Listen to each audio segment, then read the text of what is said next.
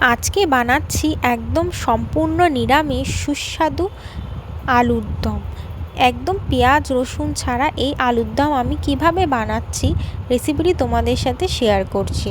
আলুর দম বানানোর জন্য আমি প্রথমে আলুগুলোকে কেটে নিয়েছি, আর এদিকে মিক্সিং জারের মধ্যে আদা, কাঁচা লঙ্কা, টমেটো, কাজু, চারমগজ, কিশমিশ, চীনাবাদাম, পোস্ত আর সাদা তিল দিয়ে দিচ্ছি। দিয়ে খুব সুন্দর একটা স্মুথ পেস্ট আমি বানিয়ে নিচ্ছি।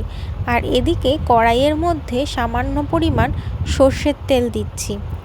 দিয়ে আগে থেকে কেটে রাখা আলুগুলোকে আমি তেলের মধ্যে দিয়ে দিচ্ছি।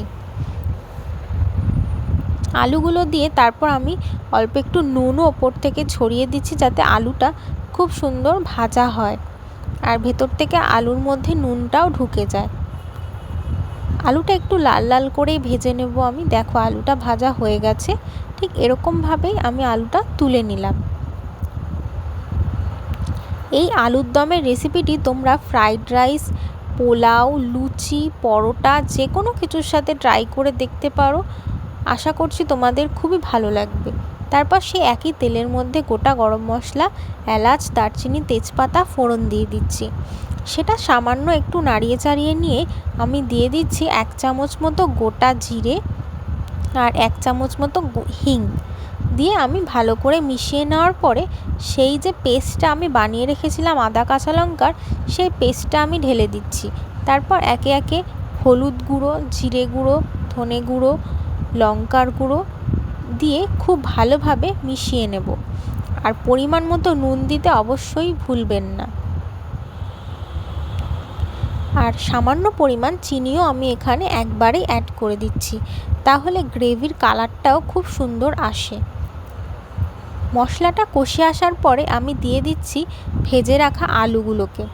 আলুগুলো দেওয়ার পর 5-6 মিনিট কষিয়ে নেওয়ার পরে আমি দিয়ে দেব গরম জল। গরম জলটা দিয়ে আমি প্রায় 15 থেকে 20 মিনিট এটা ফুটতে দেবো ঢাকনা চাপা দিয়ে, তাহলে একবারে আলুটা সেদ্ধও হয়ে যাবে। দেখো ঝোলটা এখানে গ্রেভি হয়েই এসেছে, ফুটেও গেছে।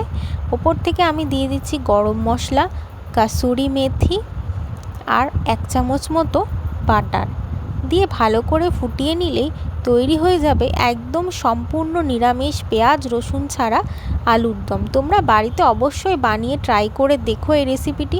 আশা করি তোমাদের খুবই ভালো লাগবে। রেসিপিটি যদি ভালো লাগে আমার চ্যানেলটি অবশ্যই সাবস্ক্রাইব করে দিও এরকম ভিডিও আরও পাওয়ার জন্য। আর কেমন লাগলো কমেন্ট করে জানিও।